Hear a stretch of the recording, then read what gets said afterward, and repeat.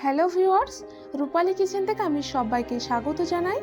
আবারও আপনাদের সামনে হাজির হয়েছি নতুন একটি রেসিপি নিয়ে। আজকে আমি আপনাদেরকে বানিয়ে দেখাবো ডিমের কোরমা। এটা একটু স্পেশাল হতে চলেছে। ডেলি তো আমরা ডিম বানিয়ে থাকি সিম্পলভাবে, কিন্তু আজকে যে আমি ডিমের কোরমাটি বানিয়ে দেখাবো এটা অসাধারণ লাগে। একবার ঘরে ট্রাই করে দেখবেন, এর স্বাদ কিন্তু ভুলবেন না। চলুন তাহলে এই ডিমের কোরমা রেসিপিটি শুরু করা যাক।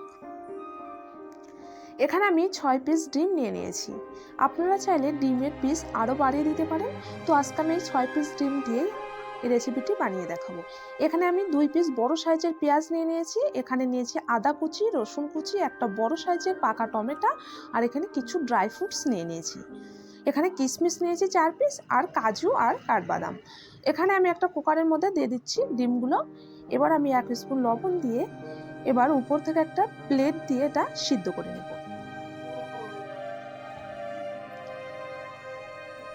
এটা সিদ্ধ হতে থাক ডিমটা। এদিকে আমি একটা কড়াই বসিয়ে দিয়েছি। এর মধ্যে 3 স্পুন রিফাইন তেল দিয়ে এখানে 3 পিস শুকনো লঙ্কা, এক স্পুন গোটা জিরে, গোটা ধনিয়া নিয়েছি 1 স্পুন, আর এখানে 4-5 পিস মতো গোলমরিচ দিয়ে এটা দিয়ে দিলাম। এবার পেঁয়াজ কুচিগুলো দিয়ে দিচ্ছি, একই সঙ্গে আদা কুচি, রসুন কুচি দিয়ে দিলাম। এবার এটা একটু ব্রাউন কালার করে ভেজে নেব।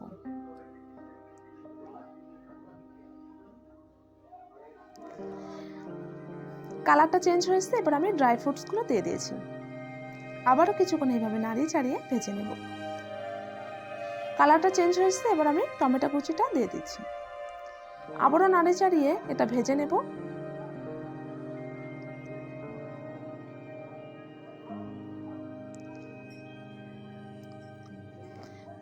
তো এটা ভেজে নেওয়া হয়ে গেছে। এবার আমি এটা নামিয়ে নিচ্ছি। ঠিক এইভাবে কিন্তু ভেজে নিতে হবে। এবার আমি এটা একটা মিক্সি গ্রাইন্ডে পেস্ট বানিয়ে নেব ঠান্ডা হওয়ার পর। তো এটা আমার পেস্ট বানিয়ে নেওয়া হয়ে গেছে। আর এইদিকে কিন্তু ডিমটাও সিদ্ধ হয়ে এসছে। এবার আমি ডিমের খোসাটা ছাড়িয়ে নেব। তো এটা ছাড়িয়ে নেওয়া হয়ে গেছে। এবার এখানে একটা কড়াই বসিয়ে দিয়েছি। এবার দিয়ে দিচ্ছি 3 স্পুন সরিষার তেল, একই সঙ্গে দিয়ে দিচ্ছি 1 স্পুন লবণ। এবার আমি সিদ্ধ করা ডিমগুলো তেলের মধ্যে দিয়ে 1 স্পুন হলুদের গুঁড়ো দিয়ে দিচ্ছি। এবার এটা ভালো করে লাল করে ভেজে নেব। লবণটা অবশ্যই আগে ব্যবহার করবেন, না হলে কিন্তু তেলটা ছিটকে যেতে পারে।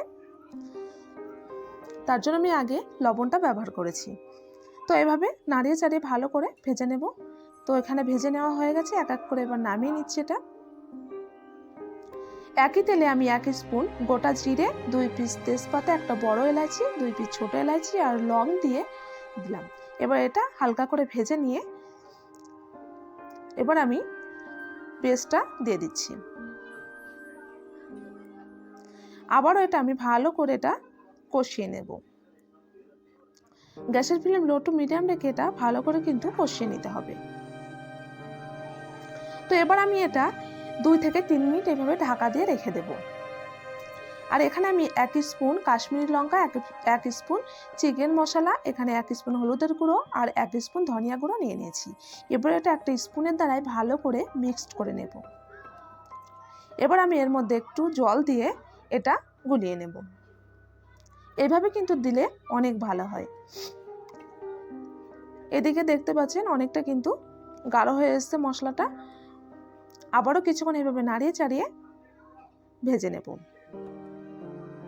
এবার আমি যে মশলাটা বানিয়ে নিলাম সেটা এবার এর মধ্যে দিয়ে দিচ্ছি। তেলটা দেখতেই পাচ্ছেন উঠে এসছে, সেই পর্যায়ে কিন্তু দিয়ে দিতে হবে। আবার একটু নাড়িয়ে চাড়িয়ে নিতে হবে। মশলাটা যাতে না পুড়ে যায় তার জন্য আমি একটু জল ব্যবহার করছি। দেখতেই পাচ্ছেন অনেকটা গাঢ় হয়ে এসছে। এবার আমি উপর থেকে একটু কস্তুরি মেথি এইভাবে হাত দিয়ে ব্রাশ করে দিয়ে দিচ্ছি। এবার আমি একটু লবণ দিয়ে দিলাম। আর এখানে আমি দুধের মালাই নিয়ে নিয়েছি। এটা দিলে কিন্তু অনেকটা স্বাদটা বেড়ে যায়। তবে আপনাদের কাছে যদি না থাকে তাহলে এটা ছেড়ে দিতে পারেন।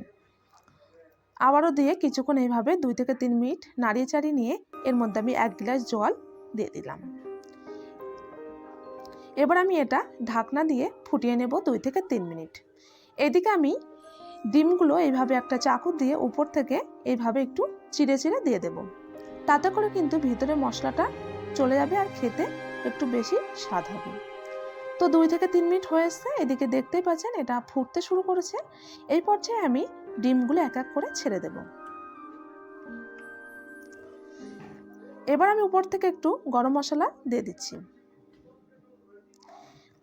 এবার আমি এটা আবারও 1 থেকে 2 মিনিট ঢাকাতে রেখে দেবো।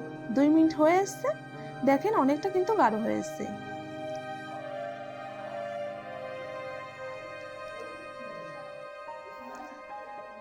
এবার আমি উপর থেকে একটু ধনিয়া পাতা কুচি দিয়ে দিচ্ছি।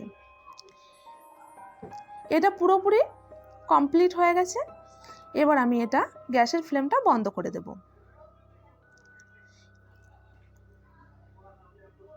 এবার আমি এটা নামিয়ে নেব। তো এটা নামিয়ে নেওয়া হয়ে গেছে। দেখুন কতটা সুন্দর লাগছে দেখতে, আর কালারটা কিন্তু অসাধারণ এসছে, আর খেতে খুবই টেস্টি। আপনারা কিন্তু অবশ্যই এটা ঘরে ট্রাই করবেন। আর আজকের এই রেসিপিটা কেমন হয়েছে কমেন্ট বক্সে কিন্তু জানাতে একদমই ভুলবেন না। আর আমার চ্যানেলটি না সাবস্ক্রাইব করা থাকলে প্লিজ সাবস্ক্রাইব করে দেবেন। তাহলে আজকের মতো বিদায় নিচ্ছি, দেখা হবে আবার নতুন একটি রেসিপি নিয়ে। ধন্যবাদ।